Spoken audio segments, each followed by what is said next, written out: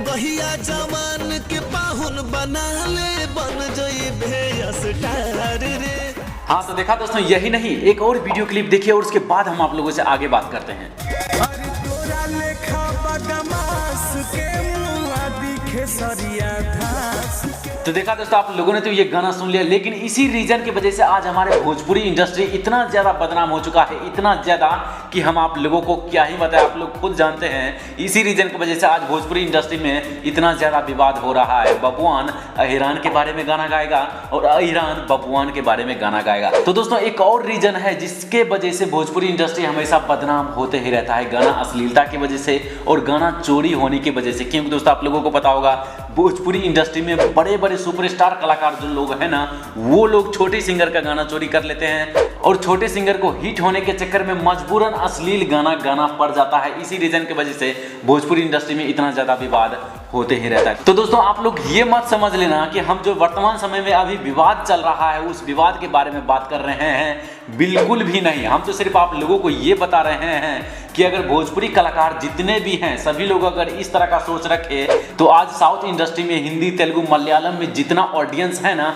उनसे काफी ज्यादा डबल या ट्रिपल ऑडियंस हमारे भोजपुरी इंडस्ट्री के भोजपुरी लैंग्वेज सुनने वाले लोग हैं। जिस तरह से आज साउथ इंडस्ट्री में अगर हिंदी, तेलुगु, मलयालम में कोई अगर मूवी निकलता है ना, रिलीज होता है ना, तो वो मूवी पूरे ऑल ओवर इंडिया में ही नहीं बल्कि पूरे वर्ल्ड में इतना ज्यादा रिकॉर्ड खड़ा कर देता है, इतना ज्यादा कि हम आप लोगों को क्या ही बताएं, जो कि दोस्तों आप लोगों को पता होगा। लेकिन दोस्तों अगर भोजपुरी इंडस्ट्री के जितने भी हीरो और सिंगर लोग हैं अपने आप के फायदे के लिए नहीं, अगर भोजपुरी इंडस्ट्री के लिए रियल में काम करें ना, भोजपुरी इंडस्ट्री का भी मूवी और भोजपुरी इंडस्ट्री का गाना इतना ज्यादा रिकॉर्ड बना सकता है, इतना ज्यादा कि हम और आप लोग कभी सोच भी नहीं सकते थे कि इतना ज्यादा भोजपुरी फिल्म हिट हो जाएगा और इतना ज्यादा भोजपुरी गाना भी चलने लगेगा। अगर इस तरह का सोच भोजपुरी इंडस्ट्री के लोग अगर रखे ना, तो ये सब पॉसिबल हो सकता है। क्योंकि दोस्तों भोजपुरी लैंग्वेज सुनने वाला ऑडियंस आज इतना ज्यादा है, अगर यहाँ पर हम आप लोगों को मिला दें तमिल, तेलुगु, मलयालम, अगर इन तीनों ऑडियंस का डबल कर दे, उतना ज्यादा भोजपुरी लैंग्वेज सुनने वाले ऑडियंस है। लेकिन फिर भी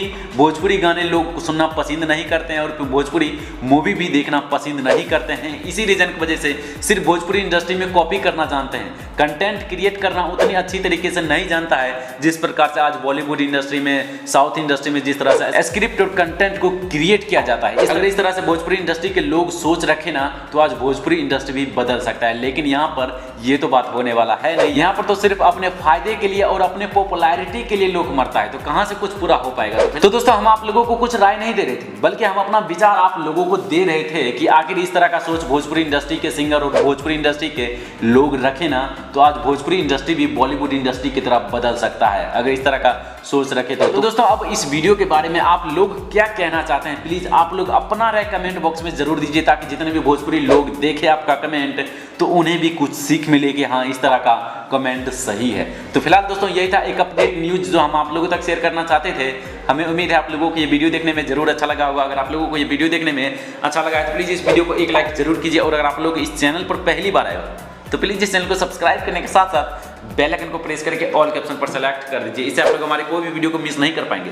तो चलिए दोस्तों आज के लिए इतना ही, फिर मिलता है आप लोगों को किसी और मजेदार इंटरेस्टिंग वीडियो के साथ, तब तक के लिए गुड बाय।